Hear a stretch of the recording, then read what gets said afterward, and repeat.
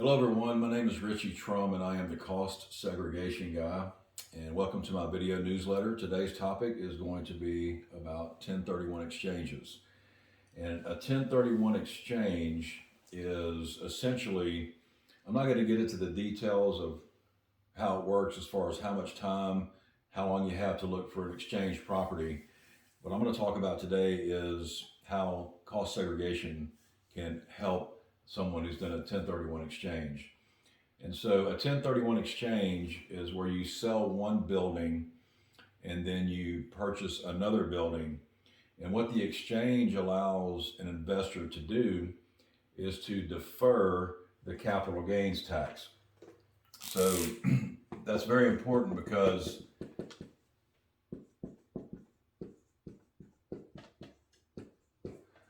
a big misconception that I see a lot of times is when I talk to prospects and clients is they tell me, Richie, we don't need a cost segregation study because it's a 1031 exchange. And what they're not understanding is that the capital gains tax and your depreciation expense are two different things. And so in a 1031 exchange, you're essentially deferring the capital gains and not having to pay taxes on it by rolling the old building into a new building. However, your depreciation expense deductions, you don't lose them. And so, like I said, a lot of times a knee-jerk reaction is, well, we did an exchange, so we don't need to do a study. And the reality is that because these are two very different things, we can still help somebody with a 1031 exchange building if there is enough of new basis, basically, for us to do a study. So essentially, when we're doing a cost segregation study, everything that we do hinges on the depreciation expense or the basis of the building.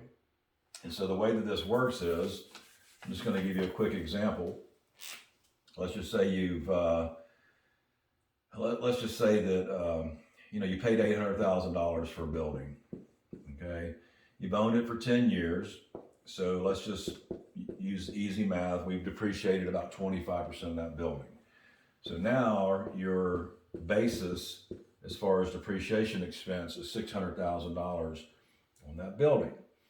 Let's say that you sell this building for $1 million. Okay, now you've got $200,000 in profit or gain. And so by doing the exchange, you're going to defer paying taxes on that 200. And there are some other calculations that come into play here. I'm just trying to give you the 1,000-foot view, give you the overall big picture. And so let's just say that the new building that you purchase is $1.2 million. Okay, so essentially, the easy math on this is you sell the old building for $1 million, you buy the new building for 1.2, you've got $200,000 in what's called excess basis. Okay. However, we still have $600,000 in basis that's left in the old building. So the easy math is we take the old depreciation expense that's still with us because we don't lose it. We add in the difference between the selling price of the old building and the purchase price of the new building. So in reality, you've got an $800,000 basis or a new net basis in the new building that you can do a cost seg study on. And $800,000 at a 37% tax bracket is probably going to save you probably $50,000 in income taxes.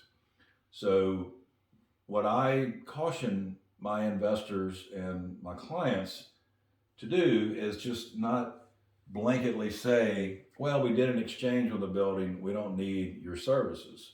The reality is that's in a lot of cases not true at all. And so you just have to remember that the capital gains tax that we are deferring through an exchange is different than the depreciation expense deductions that we're taking with us and creating new ones on the new building. So I hope that helps. If you have any specific questions about your situation, my email address is in the comment section, or you can in the description down below, or you can leave me a comment in the comment section below. And if you found any value in what I'm offering you here today, please hit the like and subscribe button so that you can be notified when I do create new content. And so until next time, remember that friends don't let friends overpay their taxes.